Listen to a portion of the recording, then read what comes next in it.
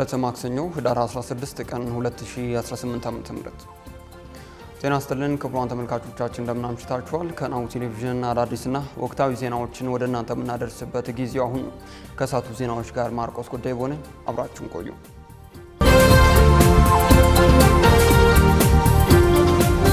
አርዕስተ ዜናዎቹን አስቀድመን ምርጫ ቦርድ በእናት ፓርቲ የቀረበበት አቤቱታ በቦርዱ ስራ ላይ ያሉታዊ ጫና የሚያሳድር መሆኑን ገለጸ። በቤኒሻንጉል ጉሙዝ ክልል የሸኔ ታጣቂዎች ፈጸሙት በተባለ ጥቃት ህፃናትን ጨምሮ ከ40 በላይ ሰዎች መገደላቸው ተገለጸ። ከውጭ የሱዳን ጦር አዛዥ በተባበሩት አረብ ኤሚሬትስ የቀረበውን የእርቅ ሀሳብ ውድቅ ማድረጉን አስታወቀ። ክቡራን ተመልካቾቻችን ወደ ዝርዝሮቹ አለፍን። በቅድሚያ ምርጫ ቦርድ በእናት ፓርቲ የቀረበበት አቤቱታ በቦርዱ ስራ ላይ አሉታዊ ጫና የሚያሳድር መሆኑን ገለጸ።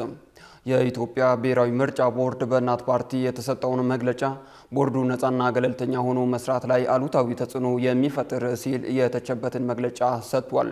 ቦርዱ በመግለጫው በከፍተኛ አመራሮቹ ላይ ስለቀረበው ቅሬታና ፓርቲው ስለተገኘበት የኦዲት ሪፖርት ግኝት እንዲሁም ሌሎች ተጨማሪ ዝርዝር ጉዳዮችን አንስቷል። የእናት ፓርቲ ከፍተኛ አመራሮች ያቀረቡትን አቤቱታ መሰረት በማድረግ ምርጫ ቦርድ ፓርቲው ቀጣይ የበጀት ድጋፍ ከመንግስት ከመቀበሉ በፊት ህጉ በሚያዘው መሰረት በ2016 ያገኘውን የበጀት ድጋፍ ሂሳቡን በኦዲተሮች አስመርምሮ እንዲያቀርብ መደረጉን ገልጿል። ቦርዱ ባደረገው ምርመራ ጉድለቶች ማግኘቱንና የፓርቲው ፕሬዝዳንት መልስ እንዲሰጡባቸው መደረጉን ጠቅሷል። ሆኖም ፕሬዝዳንቱ አጥጋቢ መልስ አለመስጠታቸውንም አክሏል። ቦርዱ እውነታው ይህ ሆኖ እያለ ፓርቲው ባወጣው መግለጫ በራሱ የውጭ ኦዲተርና በፌዴራል ዋና ኦዲት የተረጋገጠውን ከፍተኛ የኦዲት ግኝት የገንዘብ ድጋፍ ተከለከልኩ ማለቱ ከፍተኛ የሆነውን የኦዲት ግኝት መሰወር ነው ሲልም የፓርቲውን በመግለጫው ተችቷል። እናት ፓርቲ ከ5 ቀናት በፊት ባወጣው መግለጫ በምርጫ ቦርድ የተገለጹትን ኦዲትን የተመለከተ ግኝቶችን ማጣጣሉ ይታወሳል። በቤኒሻንጉል ጉሙዝ ክልል የሸኔ ታጣቂዎች ፈጸሙት በተባለ ጥቃት ህፃናትን ጨምሮ ከ40 በላይ ሰዎች መገደላቸው ተገለጸ። በቤኒሻንጉል ጉሙዝ ክልል መተከል ዞን ቡለን ወረዳ ባለፈው ቅዳሜ ማለዳ ታጣቂዎች ባደረሱት ጥቃት ሴቶችና ህፃናትን ጨምሮ በርካታ ሰላማዊ ሰዎች መገደላቸውን ነዋሪዎችና ባለስልጣናት አረጋግጠዋል። የቡለን ወረዳ የመንግስት ኮሚኒኬሽን ጽህፈት ቤት ባወጣው መረጃ በወረዳው ባባኩጂ ቀበሌ ጽንፈኛና ታጣቂ ቡድን በንጹሃን ዜጎች ላይ ጥቃት አድርሷል ሲል ከሷል። ባልደረባችን ሀብታማ አያሌው ዝርዝሩን አዘጋጅተዋለች። በቤኒሻንጉል ጉሙዝ ክልል መተከል ዞን ቡለን ወረዳ ከባለፈው ቅዳሜ ጥቅምት 14 2018 ዓ.ም ታጣቂዎች ያደረሱን ጥቃትና ስጋት አሁንም መቀጠሉ ተገልጿል። በዚህም በቤኒሻንጉል ጉሙዝ ክልል መተከል ዞን ቡለን ወረዳ ባለፈው ቅዳሜ ማለዳ ታጣቂዎች ባደረሱት ጥቃት ሴቶችና ህጻናትን ጨምሮ በርካታ ሰላማዊ ሰዎች መገደላቸውን ነዋሪዎችና የአካባቢ ባለስልጣናት አረጋግጠዋል። የቡለን ወረዳ የመንግስት ኮሚኒኬሽን ጽህፈት ቤት በፌስቡክ ገጹ ባሰራጨው መረጃ በወረዳው ባኮጂ ቀበሌ ጽንፈኛና ታጣቂ ቡድን በንጹሃን ዜጎች ላይ አሰቃቂ ጥቃት አድርሷል ሲልም ከሷል። የቡለን ወረዳን ጨምሮ በመተከል ዞን በበርካታ ቀበሌዎች አሁንም የጸጥታ ስጋት መኖሩን ከነዋሪዎች ማረጋገጡን ዶቼ ቬለ ዘግቧል። ከዓመታት ግጭትና ጥቃት አንጻራዊ ሰላምና መረጋጋት እያሳየች ነው ሲባላት የነበረው መተከል ካለፈው ቅዳሜ ማለዳ በኋላ ግን የተሰማ አሰቃቂ ዜናን ተከትሎ መረጋጋቱ መሸርሸሩን ለነዋሪዎች ሌላ የጸጥታ ስጋት ሆኖ ዳግም ተከስቷል ተብሏል።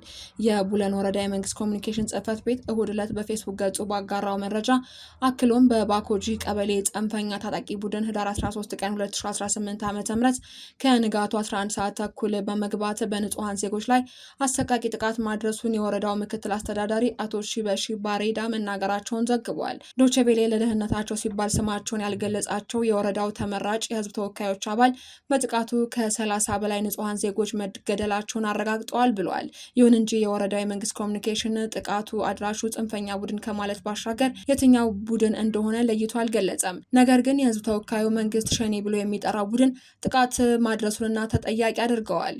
ሰሞኑን ቅዳሜ ዕለት ሌሊት 11 ሰዓት ላይ ቡለን ወረዳ በኩጂ የሚባል ቀበሌ ላይ ነው እንግዲህ ከተማ ገብተው ንጹሃን ላይ ጭፍጨፋ ያደረጉት። ሰው በተኛበት ገና እየነቃ ባለበት አነጋግ ላይ ማለት ነው ያገኙትን በሙሉ ያው ጥቃት ፈጽመው ከ30 በላይ ንጹሃን እንደሞቱ ነው ያለኝ መረጃ። የቆሰሉም አሉ፣ ወደ ሆስፒታልም የገቡ ከቆሰሉት ውስጥም ህይወታቸው ያለፉ አሉ። ከጥቃቱ በኋላ እንግዲህ ጸጥታ ኃይልም ደርሶ አስከሬን የማሰባሰብ ስራ ተሰርቷል እና ከዛኛውም ወገን የተወሰኑ ተጎድተዋል። ከሸኔም ሳይድ የተወሰኑት ላይ እርምጃ የወሰዱ ይመስለኛል። የአካባቢው ነዋሪ መሆናቸውን የሚናገሩት የአይን ምስክር እንደሚሉት የቅዳሜ ማለዳውን በሰላማዊ ሰዎች ላይ ደረሰውን ጉዳት በኢትዮጵያ መንግስት በሚደገፉ ሚሊሻዎችና በኦሮሞ ታጣቂዎች ቡድን መካከል የተፈጠረ የተኩስ ልውውጥን ተከትሎ የመጣ ነው ብለዋል። በዚያን ቀን ጠዋት በዚያ በኩል እያለፉ ይመስለኛል። በዚያ እያለፉ ነበረ ከሚሊሻ ጋር የተታኮሱ ይመስለኛል። ከዚያ በኋላ በእርግጥ በሰላማዊ ሰዎች ላይ ጥቃት የማድረስ እቅድ የነበራቸው አይመስለኝም። በዚያ እያለፉ ሚሊሻዎቹ ተኩስ ስለከፈቱባቸው ራሳቸውን ለመከላከል ተኩስ በመክፈታቸው ነው በዚህ መሃል ሰላማዊ ሰዎች ላይ ጉዳት የደረሰው።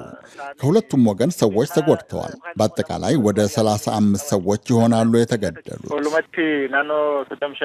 የቡለን ወረዳን ጨምሮ በመተከል ዞን ከቅርብ ጊዜያት ወዲህም ሰላማዊ ሰዎችን ኢላማ ያደረጉ የታጣቂዎች እንቅስቃሴ አሳሳቢ መሆኑንም የህዝብ ተወካዩ አክለዋል። አጠቃላይ አሁንም ያሉት ስጋት ውስጥ ነው። አጎራባች ቀበሌዎች በዚህ ሰዓት ስጋት ውስጥ ነው ያሉት። ማህበረሰቡ በራሱ እየተከላከለ ሚሊሻ እየተከላከለ ያለበት ሂደት ነው ያለው። ያው ክልሉ መንግስትና የተለያዩ ሚዲያዎች አካባቢው ሰላም ነው ጸጥታ ነው ቢሉም ሸኔ እንቅስቃሴ ግን እንደነበረ እኛም ቀድመን እናቅ ነበር። አንድ በአንድ ኢቨን መሳሪያ የመንጠቅ ኢቨን ቡለን ከተማ ውስጥ ገብቶ የመውጣት አዝማሚያዎች በቅርብ ጊዜ ተደርገው ነበረ። ይሁን እንጂ ለቅዳሜው ጥቃት እጁ አለበት ለተባለው ራሱን የኦሮሞ ነጻነት ሰራዊት ብሎ የሚጠራውና መንግስት ሸኔ ሲል የሚጠራው ታጣቂ ቡድን ለቀረበበት ክስ ይህን ዜና እስካጠናቀርንበት ጊዜ ድረስ የሰጠው ይፋዊ ምላሽ የለም። በቤኒሻንጉል ጉሙዝ ክልል የመተከል ዞንን ጨምሮ በክልሉ ባለፉት ጥቂት ዓመታት በተለያዩ ታጣቂ ቡድኖች በሰላማዊ ሰዎች በደረሱ ጥቃቶችም በርካታ ሰላማዊ ሰዎች ተገድለው ሌሎች በርካቶችም መቁሰላቸው ተዘግቧል። ጥቃቶችም ተከትሎ በሺዎች የሚቆጠሩ ሌሎች ነዋሪዎች ደግሞ ከቤት ንብረታቸው ለመፈናቀል መገደዳቸው ተገልጿል። ከዚህ ቀደምም የክልሉ መስተዳደር በክልሉ የሚንቀሳቀሱ ታጣቂ ቡድኖች ወደ ሰላም እንዲመለሱ ሲያደርጉ የነበሩ ጥረቶች ፍሬ አፍርተው አንጻራዊ ሰላምና መረጋጋት ማስገኘት ችለው እንደነበር መግለጹ ይታወሳል።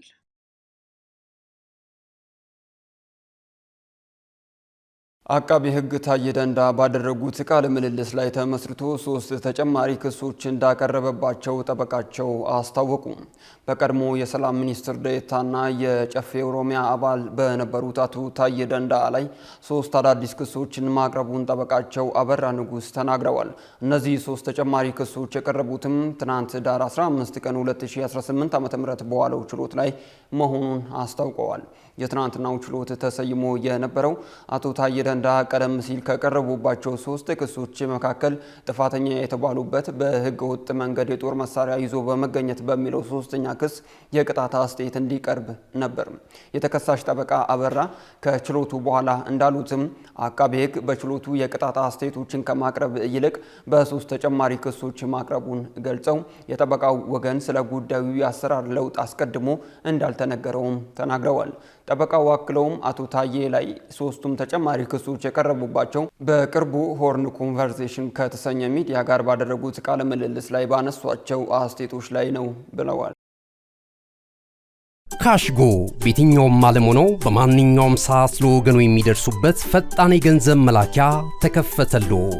ማስተርና ቪዛ ካርዶን በመጠቀም ከ5 እስከ 20 ዶላር የሚልኩበት አዲስ የገንዘብ መላኪያ መንገድ። ካሽጎን ለየት የሚያደርገው የትኛውም የገንዘብ ዝውውር በፍጥነት አገልግሎት ከመስጠቱም ባሻገር ለማንኛውም አገልግሎት ምንም አይነት ክፍያ አለመጠየቁ ነው። በሀገራችን ታሪክ ገንዘብን ከውጪ ወደ ሀገር ቤት በማስተላለፍ በመተግበሪያ መልክ አገልግሎት መስጠት የጀመረው የመጀመሪያው ሀገር በቀል የገንዘብ መላኪያ ዘዴ ካሽጎ ከ4500 በላይ ባሉ የባንክ ቅርንጫፎች አገልግሎት እየሰጠ ይገኛል። ገንዘቦን በሰኮንዶች ልዩነት ውስጥ ይፈልጉ በአካውንቶ ወይንም በእጆ ቆጥረው የሚወስዱበት ልዩ ዘዴ። በቅርቡ ሁሉንም ኢትዮጵያዊ ባለቤት ለማድረግ ጉዞ የጀመረው ካሽጎ ዛሬውኑ መተግበሪያውን በስልኮ ላይ በመጫን የአገልግሎቱ ተጠቃሚ ሆኑ። ፍጥነት መለያችን፣ ኢትዮጵያን መክፈቻችን፣ ካሽጎ ነው መላኪያችን። ካሽጎ የአዲሱ ትውልድ ብራንድ። እነሆ የምስራች የ10 አየር መንገድ የበረራ ትኬት ለውድ ደንበኞቹ በተቀላጠፈና አስተማማኝ በሆነ መንገድ እያቀረበ ያለው።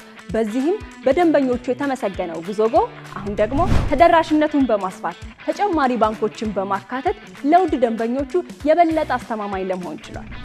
የጉዞጎን አፕሊኬሽን ከአፕ ስቶር ወይም ከፕላይ ስቶር በማውረድ የመነሻና የመድረሻ ከተማዎትን መርጠው ዋጋ አወዳድረው የሀገር ውስጥም ሆነ ዓለም አቀፍ በረራ ማድረግ ካሰቡ የበረራ ትኬቶን ክፍያ በአቅራቢያው በሚገኙ ባንኮች አንድም በአካል በመሄድ ወይም በኦንላይን የክፍያ አማራጮች ክፍያዎትን በመፈጸም የበረራ ትኬቶን በእጅ ያስገቡ። ከዚህም በተጨማሪ እንደ ሁል ጊዜው ወደ ጉዞጎ የጥሪ ማዕከላችን 7473 በመደወል ከሙሉ የበረራ መረጃ ጋር የ24 ሰዓት የትኬት አገልግሎት ማግኘት እንደሚችሉ ስናበስሮ በታላቅ ደስታ ነው። ለበረራዎ ጉዞጎ።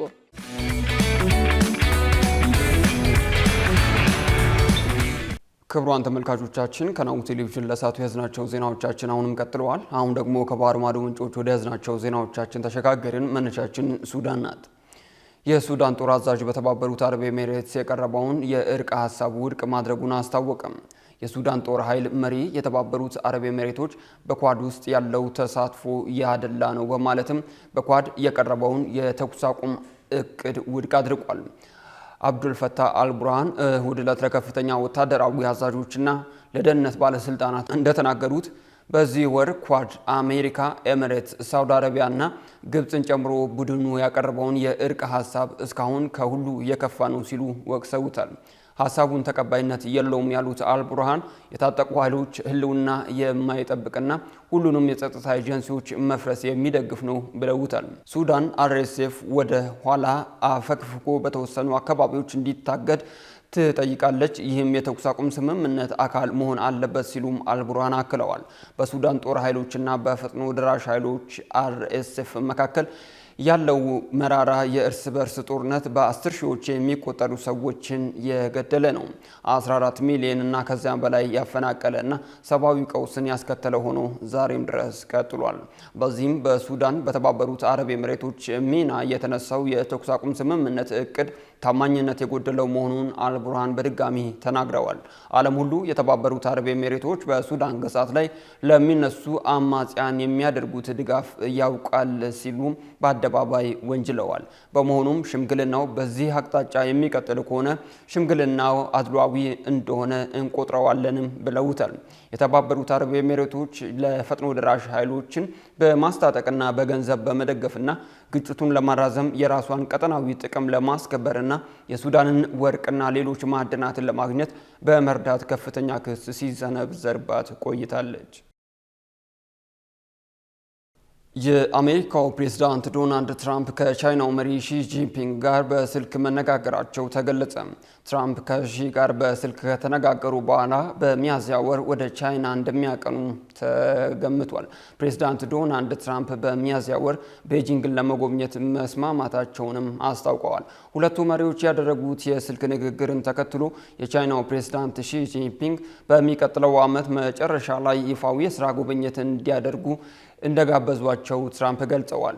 በደቡብ ኮሪያ ከአንድ ወር ገደማ በፊት የተገናኙት ትራምፕና ሺ በተለያዩ ጉዳዮች ላይ መወያየታቸውን ፕሬዝዳንት ትራምፕና የቻይናው የውጭ ጉዳይ ሚኒስቴር ማስታወቃቸው ይታወሳል። ከቻይና ጋር ያለን ግንኙነት እጅግ በጣም ጠንካራ ነው ሲሉ ትራምፕ በትሩዝ ሶሻል ገጻቸው ላይ ጽፈዋል። ትራምፕ የቻይና አዲስ የመንግስት ኤጀንሲ ሁለቱንም ሀገራት በእኩልነት በመከባበርና በጋራ ጥቅም ላይ በመመስረት በትክክለኛው አቅጣጫ ወደፊት መጓዝ አለባቸው በሚል መግለጫ ማውጣታቸውን ቢቢሲ ዘግቧል። በመጨረሻም የተከበራችሁ ተመልካቾቻችን ወደ ዕለቱን በታሪክ ጥንቅራችን ላሳልፋችሁ። የአንደኛውን የዓለም ጦርነት ያስቆመው የተኩስ አቁም ስምምነት የተደረሰው በህዳር ወር ነበር። አውዳሚው የአንደኛው የዓለም ጦርነት ፍጻሜ እንዲያገኝ በሁለት ጎራ ተሰልፈው ለ4 ዓመታት ያህል ሲዋጉ የነበሩ ተቀናቃኝ ኃይሎች የተኩስ አቁም ስምምነት የተፈረመበት ዕለት እንደ አውሮፓውያኖች የዘመን አቆጣጠር ህዳር 11 ቀን 1918 ነበር። የኦስትሪያ ሃንጋሪ ግዛት ልዑል አልጋ ወራሽ ፍራንሲስ ፈርዲናንድ እንደ አውሮፓውያኖች የዘመን አቆጣጠር ሰኔ 28 ቀን 1914 በሰርቢያ ብሔርተኝነትን በሚያቀነቅኑ አካላት ከገደሉ በኋላ አንደኛው የዓለም ጦርነት ፈንድቷል። ባልደረባችን ሰናይት ንጉሴ የህዳር ወርን አስመልክቶ የመጀመሪያውን የዓለም ጦርነት የከተቡ መዛግብትን አገላብጣ ተከታዩን ጥንቅር አዘጋጅታለናለች። አውዳሚው የአንደኛው የዓለም ጦርነት ፍጻሜ እንዲያገኝ በሁለት ጎራ ተሰልፈው ለ4 ዓመታት ያህል ሲዋጉ የነበሩ ተቀናቃኝ ኃይሎች የጦር አቁም ስምምነት የተፈራረሙበት ዕለት ልክ በያዝነው ወር እንደ አውሮፓ አቆጣጠር ህዳር 11 1918 ዓ.ም ነበር። የኦስትሪያ ሃንጋሪ ግዛት ልዑል አልጋ ወራሽ ፍራንስ ፈርዲናንድ እንደ አውሮፓ አቆጣጠር ሰኔ 28 ቀን 1914 በሰርቢያ ብሔርተኝነት በሚያቀነቅነው ጋቭሪሎ ፕሪንሴፕ በተባለ ነፍሰ ገዳይ አማካኝነት መገደሉን ተከትሎ የአንደኛው የዓለም ጦርነት ለመጀመር ምክንያት ሆኗል። ኦስትሪያ ሃንጋሪ የልዑል አልጋ ወራሹን ግድያ ለማጣራት በሚል ተፈጻሚ የሚሆኑ የምርመራ ቅድመ ሁኔታዎችን በማስቀመጧ ምክንያት ከሰርቢያ ጋር መስማማት ላይ ሳይደርሱ በመቅረታቸው ኦስትሪያ ሃንጋሪ በሰርቢያ ላይ ጦር ማወጇን የአንደኛው የዓለም ጦርነት እየተጋጋለ መምጣት ምክንያት ሆነ። በዚህም ሩሲያ ሰርቢያን ለማገዝ እንቅስቃሴ ማድረጓን ጀርመን ወደ ፍልሚያው ሜዳ ብቅ እንድትል አስገድዷታል። ከነዚህ ሀገራት በተጨማሪ ሌሎች ሀገራት ኮራ እየለዩ ወደ ጦር አውድማው መቀላቀል ጀመሩ። በአንድ ወገን የሶስትዮሽ ጥምረት አባላት ጀርመንና ኦስትሪያ ሃንጋሪ በኋላም የኦቶማን ግዛትና ቡልጋሪያ በአንድ በኩል ሲሰለፉ ብሪታንያ፣ ፈረንሳይና ሩሲያ የፈጠሩት ጥምረት ጦርነቱን በእጅጉ እንዲጦፍ አድርጎታል። አንደኛው የዓለም ጦርነት ከ1914 እስከ 1918 ዓ.ም ለ4 ዓመት የቆየ ሲሆን ሩሲያ በ1917 ዓ.ም የተነሳውን አብዮት ተከትሎ የቦልሼቪክ ፓርቲ ስልጣን ሲይዝ ከጀርመን ጋር የተናጠል ድርድር መጀመሯን የጦርነቱ አንዱ ጥፋት መሆን ችሏል። እንደ አውሮፓ አቆጣጠር በ1918 ዓ.ም አሜሪካ ከፈረንሳይ፣ ብሪታንያ፣ ሩሲያ ጎን መሰለፏን ተከትሎ ጀርመን በይፋ ለጦር የማቆም ስምምነቱ ጥያቄ እንድታቀርብ ገፊ ምክንያት ሆኗት ነበር። ከ100 ዓመት በፊት በሚሊዮን የሚቆጠሩ ወጣት ወንዶች ከሞቀ ቤታቸው ወጥተው ወደ ጦር ሜዳ ዘመቱ። በወቅቱ ገኖ በነበረው የብሔራዊ ስሜት ማዕበል ተነድተው ነበር። ይሁንና ብዙ ሳይቆይ ይህ ደስታ ወደ ምሬት ተለወጠ። እነዚያ ታላላቅ ሰራዊቶች በቤልጂየምና በፈረንሳይ አረንቋ ውስጥ ለዓመታት ሲዳክሩ ይቆያሉ ብሎ ያሰበም አልነበረም። በዚያን ጊዜ ሰዎች ጦርነቱን ታላቁ ጦርነት ብለው ሰይመውት የነበረ ሲሆን ቆይቶ ግን ዓለም ላይ የፈጠረው አሉታዊ ተጽዕኖ የዓለም ጦርነት የሚል ስያሜ ሊያሰጠውም ችሏል። በአንደኛው የዓለም ጦርነት ካለቁት ሰዎች አንጻር በእርግጥም ይህ ጦርነት ታላቅ ነበረ። በዚህ ጦርነት 10 ሚሊዮን የሚያህል ሰዎች እንደሞቱ 20 ሚሊዮን ሰዎች ደግሞ የአካል ጉዳተኛ እንደሆኑ ይገመታል። ከዚህ ሌላ ጦርነቱ የሰው ልጅ የፈጸሙት እጅግ አስፈሪ ስህተት ውጤት ነው። ከአልጋ ወራሹ ልዑል መገደል በኋላ ዋናዎቹ የአውሮፓ መንግስታት በሙሉ በጥቂት ሳምንታት ውስጥ ወደ ጦርነቱ እንዲገቡ አድርጓቸዋል። ለዚህም ጦርነት መቀስቀስ ምክንያት የሆኑ መጥፎ ውሳኔዎችን ያደረጉት መሪዎች ውሳኔያቸው ምን አይነት መዘዝ ሊያስከትል እንደሚችል ለማሰብም አልፈቀዱም ነበረ። የአውሮፓ የፖለቲካ ሰዎች በሀገራት መካከል የተፈጠሩ ውጥረቶች ተባብሰው ወደ ዓለም አቀፍ ጦርነት እንዳያምሯቸው ማድረግ አልቻሉም። ከሁሉ በላይ ደግሞ ታላቁ ጦርነት ታላቅ ጠባሳ ትቶ አልፏል። ጦርነቱ ዓለምን በእጅጉ የቀየረ ሲሆን ያስከተለው መዘዝ በዛሬው ጊዜ ለምንኖረው ሰዎችም ተርፏል። ጀርመን፣ ሩሲያ፣ ኦስትሪያ፣ ፈረንሳይና ታላቋ ብሪታንያ እያንዳንዳቸው ወደ 1 ሚሊዮን የሚጠጉ ሰዎችን አጥተውበታል። ከዚህም ባለፈ ጦርነቱ ባመጣው ዳፋ ተከትሎ ወደ 5 ሚሊዮን የሚጠጉ ንጹሃን በበሽታ በረሃብና በጦርነት ወላፈን ህይወታቸውን አጥተዋል። ይህ ዘግናኝ እልቂት ያስተናገደው የ4 ዓመት ጦርነት በየሀገራቱ በርካታ አማጽያን እንዲፈጠሩ ምክንያት ሆኗል። ከተሞች ፈራርሰዋል። እያቆጠቆጡ የነበሩ ኢንዱስትሪዎችም በእንጭጩ ተቀጭተዋል። ተላላፊ በሽታዎች ለመከሰትም ምክንያት ሆኖ አልፏል። በጦርነቱ መዳከም የአውሮፓ የበላይነት ጠፍቶ በአሜሪካ የበላይነት መተካትም ችሏል። የዚህ አስከፊ የጦር አቁም ስምምነት የተፈረመውም በያዝነው ወር እንደ አውሮፓ አቆጣጠር ህዳር 11 1918 ዓ.ም ነበረ። በሀገራችን የንግድ ሚዲያ ታሪክ ግንባር ቀደምት ሆኖ በርካታ አስተማሪ፣ አዝናኝና መረጃ ሰጪ ዝግጅቶችን ጊዜው አሁን ነው ሲል በበርካታ አማራጮች ለእናንተ ውድ ተመልካቾቻችን ሲያደርስ የቆየው ናሁ ቴሌቪዥን አሁንም ዘመኑ የደረሰበትን የመረጃ ተደራሽነት ከግምት ውስጥ በማስገባት ቲቪ ለምኔ ሲል በአይነቱ ለየት ያለ የቲቪ የስልክ መተግበሪያ ሲያበስራችሁ በታላቅ ኩራት ታጅቦ ነው። በፈለጉት ጊዜና ሰዓት በምንም ቦታና ሁኔታ ውስጥ ሆነው መረጃን በእጅ ስልኮ ማግኘት ይፈልጋሉ። እንግዲያውስ በቀላል አጠቃቀም በቀልጣፋ ሁኔታ በጽሁፍ በድምጽና በምስል አማራጮች መረጃን ከታማኒ ምንጮች ባሉበት ሊያደርሶት ዝግጅቱን ጨርሷል። ምን ማየት ምንስ መስማት ይፈልጋሉ? ከስፖርት ኖት፣ ከመዝናኛው፣ ከፖለቲካው ወይስ ዓለም አቀፍ ጉዳዮች?